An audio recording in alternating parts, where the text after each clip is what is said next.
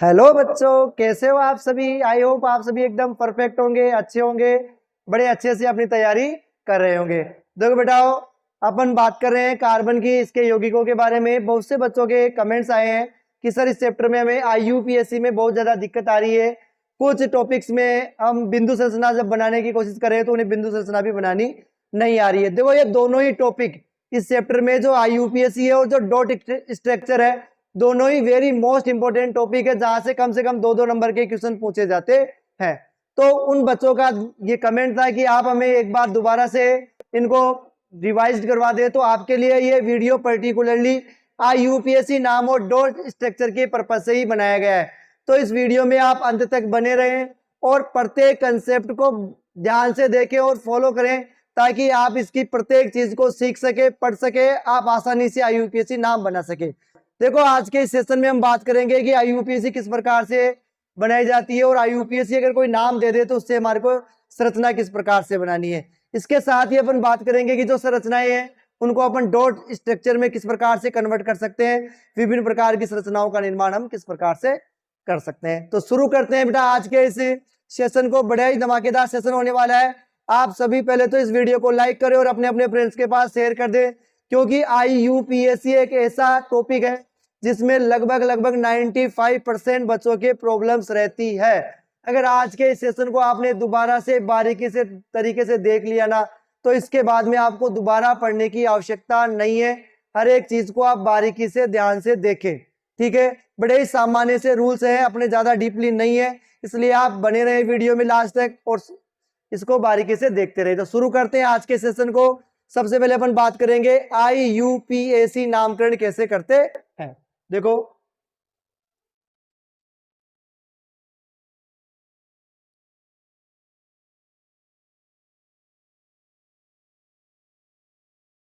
देखो बेटा, IUPAC नामकरण शुरू करने से पहले आपको 3-4 बेसिक सी जानकारी है, वो आपको याद होना आवश्यक है, अति आवश्यक है। अगर आपको ये चीजें याद नहीं हुई तो आप IUPAC नामकरण नहीं कर पाएंगे। सबसे पहले अपन बात करेंगे जो फंक्शनल ग्रुप्स है, उनमें ये जो 7 फंक्शनल ग्रुप्स है, इनके बारे में आपको जानकारी होना चाहिए। इनके बारे में डिटेल से आपको वीडियोज में पढ़ा दिया गया है, जिनका आप हमारी प्लेलिस्ट में जाकर देख सकते हैं। प्लेलिस्ट आपको डिस्क्रिप्शन में मिल जाएगी, वहां से क्लिक करके आप इस चैप्टर से संबंधित सारे वीडियोस देख सकते हैं। अपन बात करते हैं एल्कोहल की, जिसका सूत्र होता है OH और अनुलग्न रहेगा ON। इसी प्रकार से एल्डिहाइड जो CHO या C11 और H, और इसका जो अनुलग्न है या सफिक्स रहेगा वो N। कीटोन जो समूह है वो CO, कीटोन समूह, और इसका जो अनुलग्न रहेगा वो ON। इसी प्रकार से कार्बोक्सिलिक समूह COOH या COOH या C11OH, इसका अनुलग्न रहेगा ओइक अम्ल। कार्बन की मुख्य रूप से 3 श्रेणियां, एल्केन श्रेणी जो सिंगल बंध होता है, अनुलग्न एन होता है। एल्कीन श्रेणी डबल बंध पाया जाता है, अनुलग्न इन रहेगा। इसी प्रकार से एल्काइन श्रेणी ट्रिपल बंध रहेगा और आयन इसका अनुलग्न है। डिटेल से अगर देखना चाहिए तो आप हमारे वीडियो देख सकते हैं।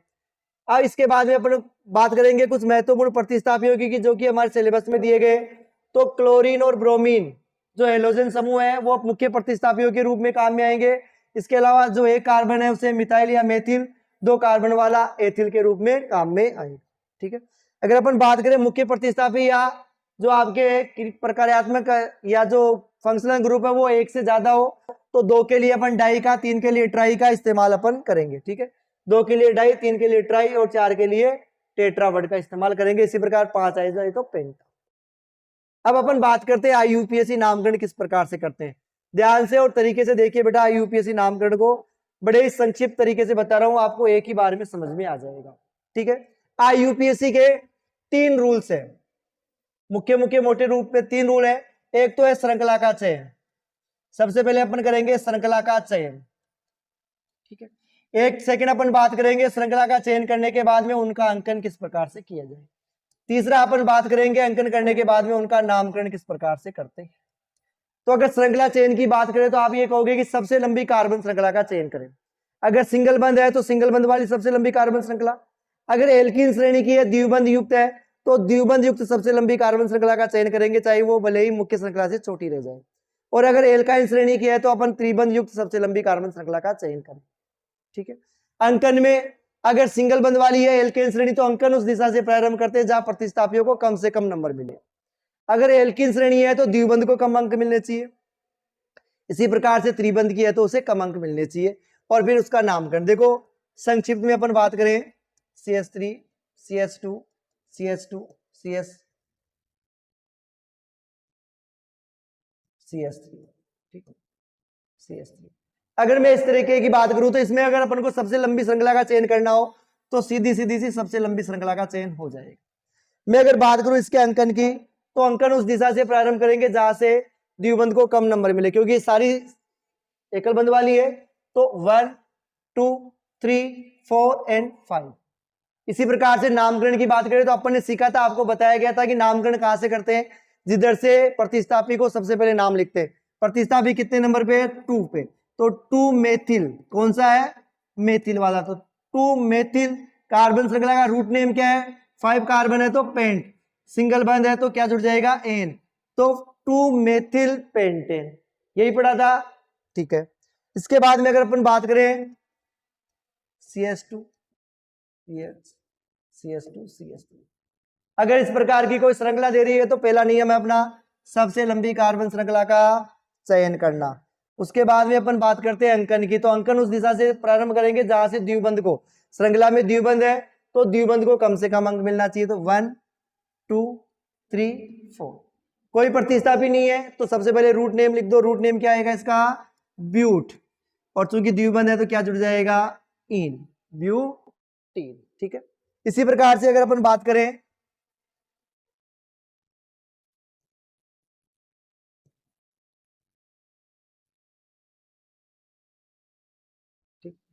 तो सबसे लंबी श्रृंखला यही हो जाएगी। अंकन की बात करें तो ये 1 2 3 4 एंड 5। कोई प्रतिस्थापी नहीं है तो रूट नेम है 5 कार्बन का पेंट, ठीक है। कौन सा बंध है, ट्रिपल बंध, तो ये हो जाएगा पेंटाइन। क्या नाम हो जाएगा, पेंटाइन, ठीक है। देखो इनको अपन द्विबंध या त्रिबंध की जगह भी लिख सकते हैं कि अगर द्विबंध 2 नंबर पे है 3 नंबर पे है तो अपन जगह भी लिख सकते हैं, जैसे 1 पेंटाइन 1 नंबर पे है तो 1 पेंटाइन। अगर ये इसी प्रकार से द्विबंध अगर यहां नहीं होता, अगर द्विबंध यहां नहीं होकर इस जगह होता, ठीक है, तो अपन यहां बात कर लेते हैं 1 2 3 पे, 3 पे है तो 3 पेंटाइन, इधर से भी 1 2 3 पे, इधर से भी 1 2 3 पे, ठीक है, 2 पे, सॉरी 2 पेंटाइन। क्या नाम हो जाता, 2 पेंटाइन। तो द्विबंध की संख्या के आधार पे भी इसका अपन नामकरण कर सकते हैं। अगर क्रियात्मक समूह वाली फंक्शनल ग्रुप्स वाली आ जाए तो उसमें भी इसी प्रकार से कर सकते हैं, जैसे CH3 CH2 COOH। क्या करेंगे, सबसे लंबी कार्बन श्रृंखला का चयन करेंगे, अंकन करेंगे जहां से क्रियात्मक समूह को कम अंक मिले, 1 2 और 3। अगर नामकरण की बात करें तो क्या नाम हो जाएगा, 3 कार्बन को क्या कहते हैं, प्रोप, 3 कार्बन को क्या कहते हैं, प्रोप, सिंगल बंध है तो एन, प्रोपेन। कौन सा समूह है, कार्बोक्सिलिक समूह। क्या शेष रहेगा, ओइक अम्ल, प्रोपेन प्लस ओइक अम्ल। प्रोपेन में क्या जोड़ना है, ओइक अम्ल। तो ओ और न का जब संयोग होगा तो क्या बनेगा, प्रोपेनोइक अम्ल। क्या बन जाएगा, प्रोपेनोइक अम्ल। क्लियर है। इसी प्रकार से अगर अपन कोई दूसरे की बात करें, CH3 CH2 CH2 C double बंध O और H, तो सबसे लंबी कार्बन श्रृंखला यही हो जाएगी। अंकन 1 2 3 एंड 4। कितने कार्बन है, 4 का मतलब ब्यूट, सिंगल बंध है तो N। कौन सी श्रृंखला है, CHO, एल्डिहाइड। एल्डिहाइड का क्या शेष रहता है, एल। जैसे एक को ने में जोड़ेंगे तो ये जाएगा नेल, ब्यूटेनेल। क्या हो जाएगा, ब्यूटेनेल। तो इस प्रकार से इनका IUPAC नामकरण किया जाता है, ठीक है। अब मैं अगर बात करूं, अगर अपन को नाम दे दे, भाई इनकी संरचना बनानी है, जैसे आपको ये कह दिया एथेनोइक अम्ल, एथेनोइक अम्ल की संरचना बनानी है तो फिर कैसे बनाओगे। अगर एथेनोइक अम्ल दे दिया, नाम से संरचना बनाने के लिए दिया गया हो तो कैसे बनाएंगे, देखो एथ का मतलब कितने कार्बन, 2, 1 और 2, 1 एंड 2। कौन सा है, ओइक अम्ल। कौन सा है, नोइक अम्ल। नोइक का मतलब ओइक अम्ल, कार्बोक्सिलिक समूह। अब हमें यह पता है कि जितने भी कार्बन फंक्शनल ग्रुप्स है अगर उनमें कार्बन शामिल है तो वो कार्बन श्रृंखला के अंतर्गत ही आते हैं, अलग से लिखने की आवश्यकता नहीं है। तो इस जो कार्बोक्सिलिक अम्ल का सूत्र है वो अपन इसी में ऐड कर देते हैं, COO और H। क्लियर है? यहाँ इस कार्बन की संयोजकता चारों पूरी होगी, लेकिन इस कार्बन की संयोजकता एक ही है, तो अपन 3 हाइड्रोजन जोड़कर इसकी संयोजकता पूरी कर देते हैं। अगर इसकी डिटेल में संरचना देखें तो मैं लिख सकता हूं C सिंगल बंद H सिंगल बंद H और सिंगल बंद H इक्वल C डबल बंद O और H। यही होगी संरचना। अच्छा, आपको यह भी कह सकता है कि इनकी बिंदु संरचना बनाइए, यह भी बड़ा इंपॉर्टेंट है, ध्यान रखना। बिंदु संरचना आप देखिए बिंदु संरचना किस प्रकार से बनाओगे इसकी, ठीक है। बिंदु संरचना बनानी है आपको इसकी, कैसे बनाओगे? यहां कार्बन लिखो,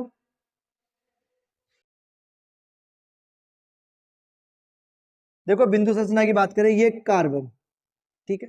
सामने की तरफ एक कार्बन से बंध बनाएगा, यहां एक हाइड्रोजन से बना रहा है, पीछे की तरफ भी एक हाइड्रोजन से बना रहा है, ऊपर की तरफ भी एक हाइड्रोजन से बना, ठीक। सामने दूसरा कौन है? कार्बन ही है, ये कार्बन, ठीक है। द्विबंध के साथ कौन जुड़ेगा? ऑक्सीजन। यहां सिंगल बंध है, सिंगल इलेक्ट्रॉन लिख दो, ठीक है। ओ, ठीक है। ऑक्सीजन के पास कितने इलेक्ट्रॉन होते हैं? 6 इलेक्ट्रॉन। एक तो यहां बंध बनाने के काम आ गया, क्रॉस में दर्शा देते हैं इसको, ठीक है। 1 2 यहां एक बंध बनाने के काम आ जाएगा, 3 और 4 5 6। किसके साथ बंध बनाएगा? हाइड्रोजन के साथ। किसके साथ बना रहा है? हाइड्रोजन के साथ। यहां कार्बन किसके साथ बना रहा है? हाइड्रोजन के साथ। ये कार्बन किसके साथ बना रहा है? हाइड्रोजन के साथ। ये कार्बन किसके साथ बना रहा है? हाइड्रोजन के साथ। क्लियर है? इसी प्रकार से बंध बनेंगे। अब देखो आपको क्या करना है, ये ऑक्सीजन 2 बंध बना रहा है कार्बन के साथ, 1 2 3 4 5 और 6, ठीक है। सर्किल में कर दो, हाइड्रोजन की संरचना पूरी करो। 2, ये 2 कंप्लीट, ये 2 कंप्लीट। इधर में हाइड्रोजन की बात करें तो ये 2 कंप्लीट। हाइड्रोजन के बाह्यतम कोश में 2 इलेक्ट्रॉन होने चाहिए, सब में 2 हो गए। क्लियर है? बिंदुओं के रूप में दर्शाना है, इसी संरचना को बिंदु संरचना में बदलना है। अब कार्बन के पास 8 कीजिए, 2 2 4 2 6 और 2 8, तो ये कार्बन के सर्किल में 8 हो गए। इस कार्बन के सर्किल में 2 और 4 6 और 6 और 2 8। अगर इस ऑक्सीजन की बात करें तो ये 8 हो गए। अगर इस ऑक्सीजन की बात करें तो इसके भी पास ये 8 हो गए, ठीक है। इस प्रकार से इसकी बिंदु संरचना बनाई जाएगी। क्लियर है? ये बिंदु संरचना बड़ी इंपॉर्टेंट है, आ सकती है एग्जाम में, थोड़ा ध्यान रखें। देखो और करते हैं, अपन को ये पूछे एथेन की बनाओ साहब, एथेन की बिंदु संरचना बनाओ या संरचना बनाओ, तो एथ का मतलब कितने कार्बन? 1 और 2। क्लियर है? एन का मतलब कौन सी श्रेणी है? एल्केन श्रेणी। मतलब एल्केन श्रेणी में सिंगल बंध आएगा और हाइड्रोजन कितने आएंगे? देख लो, सिंगल बंध हो गए।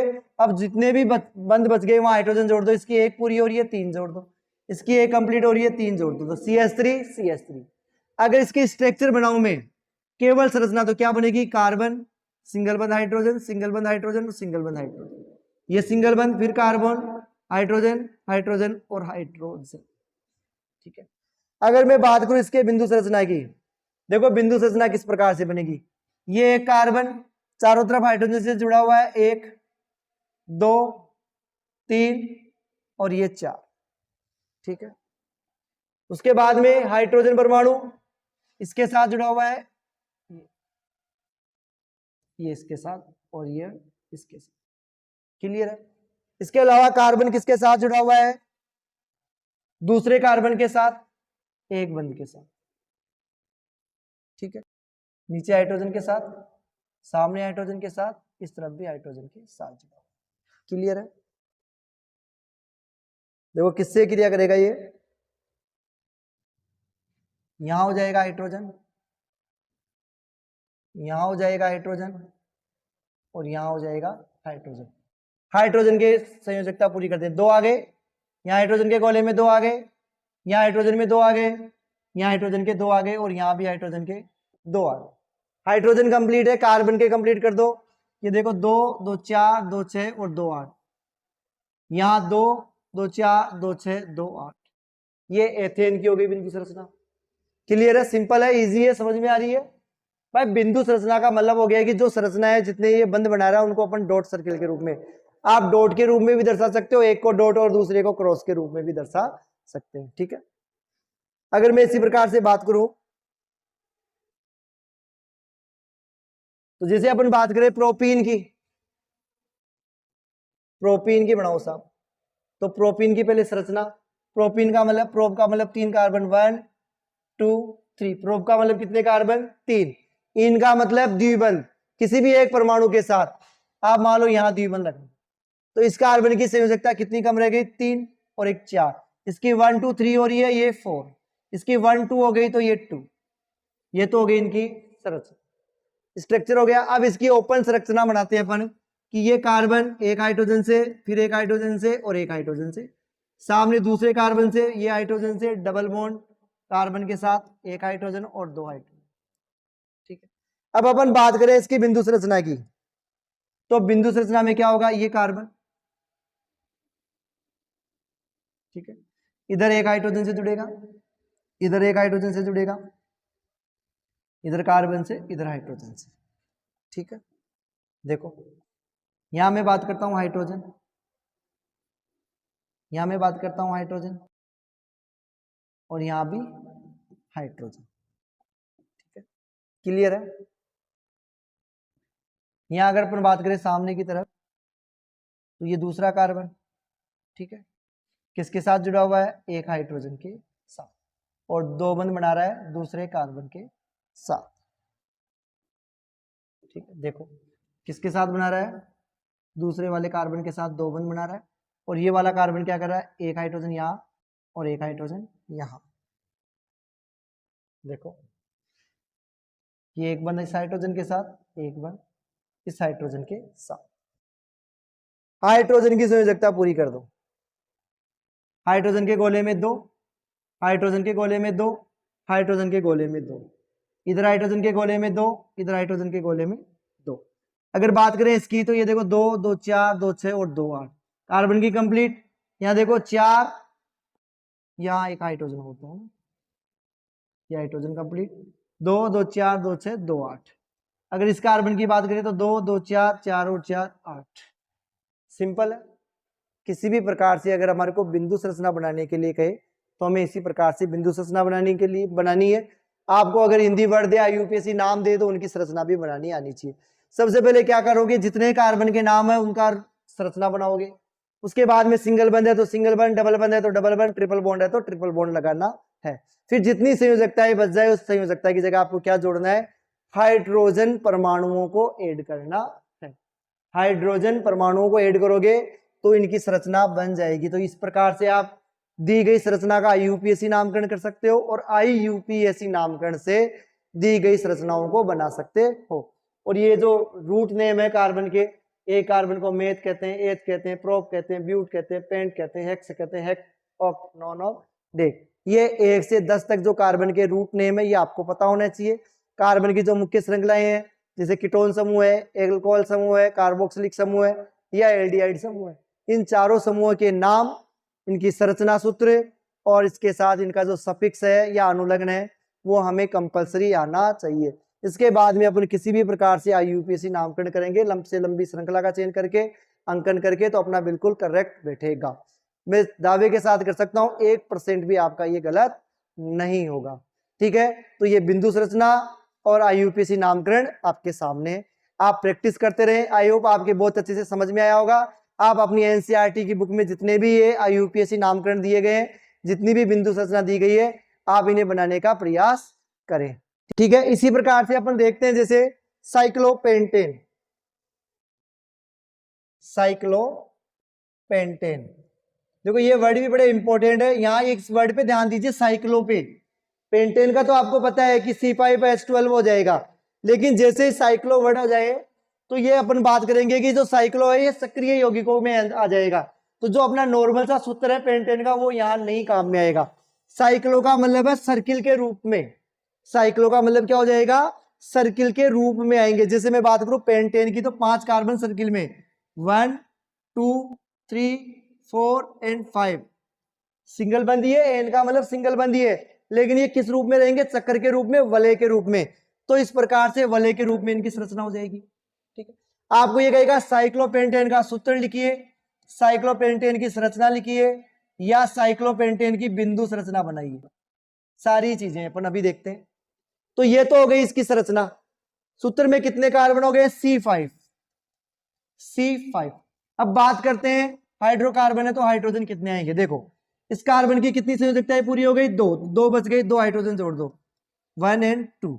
इसके साथ 2 कंप्लीट हो रही है, 2 हाइड्रोजन जोड़ दो, 1 and 2। इसके साथ भी 2 हाइड्रोजन जुड़ जाएंगे, 1 and 2। इसके साथ भी 2 जुड़ जाएंगे, 1 and 2। इसके साथ भी 2 जुड़ेंगे, 1 and 2। तो टोटल हाइड्रोजनों की संख्या कितनी हो गई? 10। तो C5H10 जो एल्किन श्रेणी का सूत्र था वही हो गया C5H10, लेकिन इसमें द्विबंध नहीं है, क्योंकि द्विबंध की जगह क्या हो गई? वो वलय आ गई। द्विबंध की जगह क्या आ गई? वलय। अब आप ये कहोगे कि सर हमें कैसे पता चलेगा? तो जहां भी आपको ये साइक्लो वर्ड दिखे बेटा, जहां भी आपको ये साइक्लो वर्ड दिखे, ये मान लेना ये चक्कर के रूप में पाई जाती है। चाहे साइक्लोप्रोपेन कहे, साइक्लोब्यूटेन कहे, साइक्लोपेंटेन कहे, साइक्लोहेक्सेन कहे, इसी प्रकार से आपको सर्किल में बनाना। आप इनको खुला भी लिख सकते हो, बंद भी लिख सकते थे, CH2 ठीक है। अब देखो इसकी बिंदु संरचना भी आप बना सकते हो। कैसे? यहां एक कार्बन है, ठीक है, कितने हाइड्रोजन के साथ? 2 हाइड्रोजन, 1 हाइड्रोजन, 1 हाइड्रोजन। क्लियर है? इधर किसके साथ जुड़ेगा? दूसरे कार्बन के साथ, एक कार्बन दूसरा कार्बन, ठीक है। इस कार्बन के कितने हाइड्रोजन है? 1।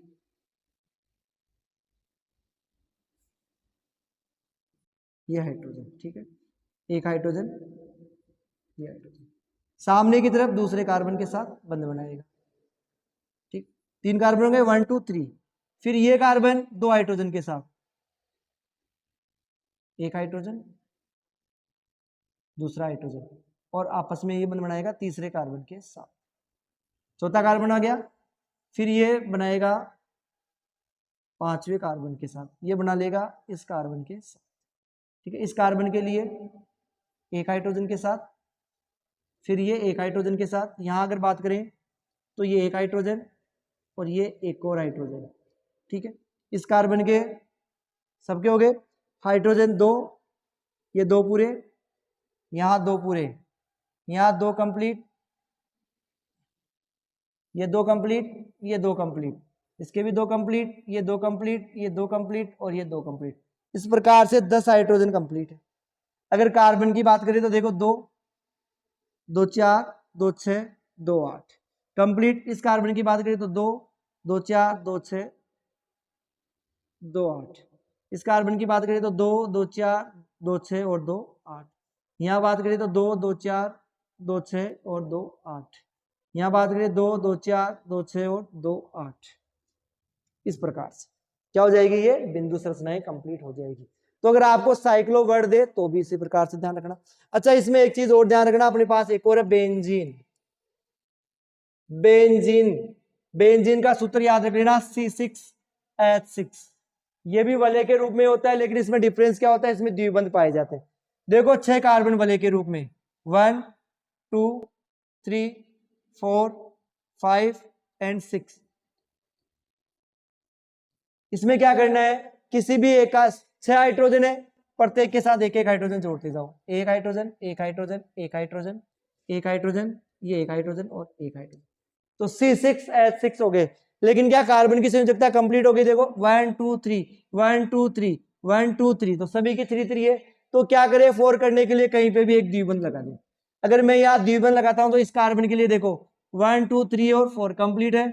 यहाँ देखो 1 2 3 है, तो यहाँ द्विबंध लगा, इसकी 4 कंप्लीट हो गई। इसमें देखो 1 2 3 4, इसकी कंप्लीट हो गई। लेकिन 1 2 3 यहाँ कंप्लीट नहीं है, तो यहाँ द्विबंध लगा दो।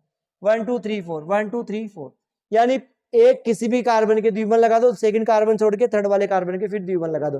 अगर आपको पूछे कि इसमें द्विबंध की संख्या कितनी है, तो यहाँ द्विबंध बराबर कितने हो जाएंगे? 6 द्विबंध पाए, सॉरी, बेंजीन में 3 द्विबंध पाए जाते हैं, ठीक है। और 1 2 3 4 5 6 तो हाइड्रोजन के, और 6 ये 9 इसमें एकल बंध हो जाएंगे। बंधों की संख्या भी पूछी जा सकती है। एथेन में कितने बंध है? एथेन में उपस्थित सहसंयोजक बंधों की संख्या बताइए। मेथेन में उपस्थित सहसंयोजक बंधों की संख्या बताइए, या प्रोपेन में उपस्थित सहसंयोजक बंधों की संख्या बताइए। तो आप गिन सकते हो, इनको गिन के बता सकते हो भाई 1 2 3 4 5 6 7 8 9 10 जितने भी है उतने द्विबंधों की संख्या बता सकते हैं। तो ये इस प्रकार से आपके कार्बन की जितनी भी कंप्लीट संरचनाएं बन सकती थी वो कंप्लीट है अपने सिलेबस के अकॉर्डिंग, एनसीईआरटी के अकॉर्डिंग, और इन सब की बिंदु संरचनाएं। ठीक है, एक अपने होता है सल्फर वाला, सल्फर वाला जो सल्फर होता है वो भी दिया गया S8 के रूप में होता है, अंगूठी के रूप में। यानी आपको लिखना है 1 2 3 4 5 6 7 और 8, ये सल्फर। ठीक है, 2 बंध की आवश्यकता होती है, ये एक बंध इस प्रकार से आपस में सभी के साथ सिंगल सिंगल बंध के साथ जुड़कर एक सर्किल का निर्माण करता है। तो ये सल्फर की S8 की संरचना। अगर आपको बिंदु संरचना बनाने के लिए कहे तो अपन बिल्कुल बिंदु संरचना बना सकते हैं कि यहां से ये सल्फर इसके साथ जुड़ जाएगा, ये सल्फर इसके साथ जुड़ जाएगा, यहां से क्या होगा 1 इलेक्ट्रॉन इसका 1 इलेक्ट्रॉन इसका, 4 तो ये हो गए, 4 इसके खुद के थे, 2 तो बंध बनाने के काम आ गए, 2 फ्री थे, तो 2 2 4 4 4 8। इसी प्रकार से इसके 1 2 3 और 4 तो फ्री है, ये एक इधर बंध बनाएगा और एक इधर बंध बनाएगा। ठीक है, तो इसके हो जाएंगे ये 8, 2 2 4 2 6 2 8। इसी प्रकार से इसके हो जाएंगे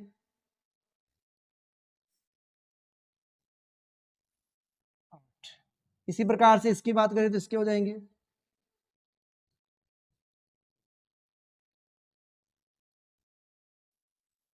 8 हो गए। अगर इसकी बात करें तो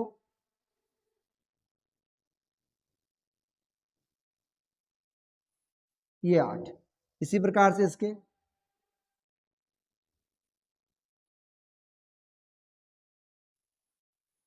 ये 8। इसी प्रकार से इसके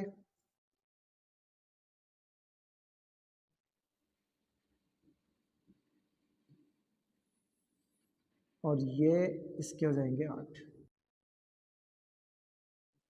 ठीक है, तो ये सल्फर के S8 अंगूठी के आकार की आकृति की बिंदु संरचना हो जाएगी।